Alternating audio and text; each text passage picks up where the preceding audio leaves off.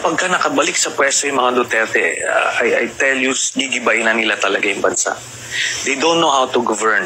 Ang nagahari sa puso nila yung alam niyo yung power tripping, vindictiveness, walang governance, no, sa sistema nila. Naku, sa'yo pa talaga nang galing yung salita na yan, na hindi marunong mag-govern ang mga Duterte. Wala ka nga sa kalingkingan nila eh. Ikaw, ano bang ginawa mo? Marunong ka ba?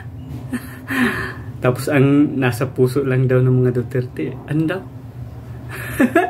Ikaw ang nasa puso mo, inggit lang. Walang iba, inggit, yabang. Diba? Bakit marunong ka ba? Nung naging senador ka, marunong ka ba?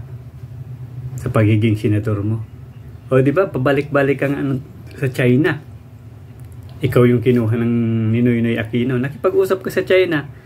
Pero hindi ka naman nag-report sa Senate President mo. Diba?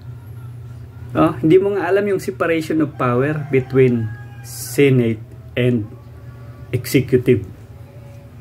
Hindi mo nga yun alam eh. Ang alam mo lang kasi, gusto mo magkaroon ng power.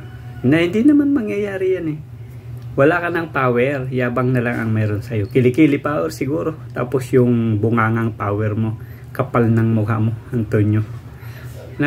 Ang magandang gawin mo niyan, patahin mo yung bunganga mo, palagyan mo ng sipir. Kasi hindi ka naman kailangan sa bansang ito eh.